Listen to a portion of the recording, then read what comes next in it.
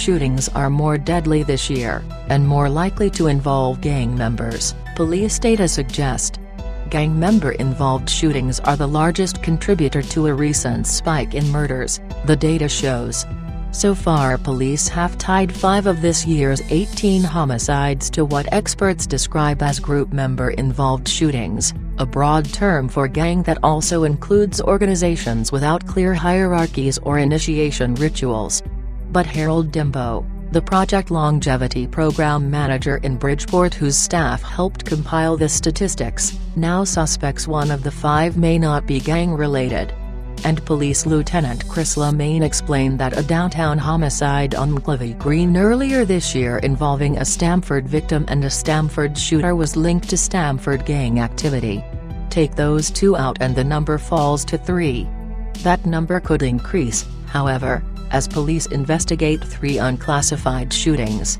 But whether the number of gang-involved homicides is 5, 4 or 3, it's still up from the one recorded this time last year. And the 25 gang or group-involved non-fatal shootings are up from last year's 11. It's alarming, said Police Chief Armando Perez. There's a tremendous amount of guns out there. We have been taking them off the street, but they keep coming in. The chief believes that 2 recent arrests may reduce the number of shootings. He points out there have been only 9 shooting incidents in the past 3 weeks. During that same time frame, crimes are down from 145 in 2016 to 125. Dimbo agrees that there are more guns than last year on the street. Many are being bought legally in other states and brought here to be sold at a profit. Others are being stolen, like the one owned by a man who died 11 years ago. That gun was used in a recent homicide.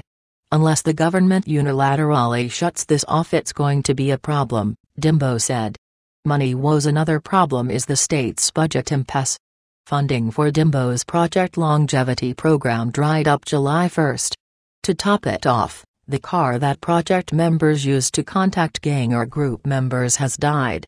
I'm not getting paid, but I come to work every day, said Dimbo.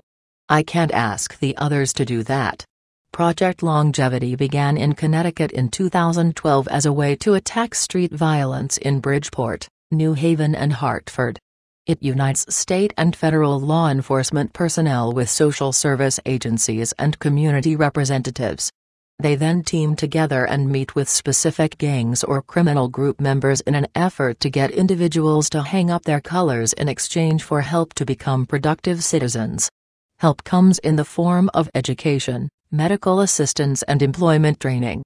Gang members are told the alternative: they'll be investigated, arrested, convicted and incarcerated. We did 2 call-ins earlier this year, Dimbo said. We had 17 people at the last one. Usually when the meeting ends they all run out the door. But this time 9 stayed behind. Dimbo said his Bridgeport operation is working with 59 former gang or group members. He's gotten 30 OSHA 30 licenses enabling them to work in construction, environmental remediation, welding and other areas.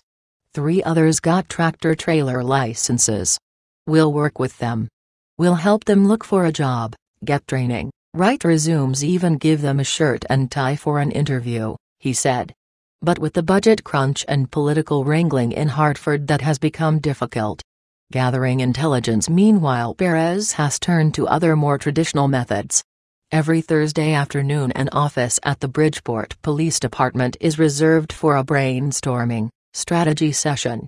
Attending are Assistant U.S. Attorney Raul Cole, a prosecutor from Bridgeport State's Attorney John Smriga's office, federal agents and local police. They review the recent Bridgeport arrests, singling out violent or career criminals caught with guns. Beginning this past spring, Perez started convening Monday meetings with his department and with police from surrounding Fairfield County towns, including Stamford, to share intelligence. They often leave with a plan, he said,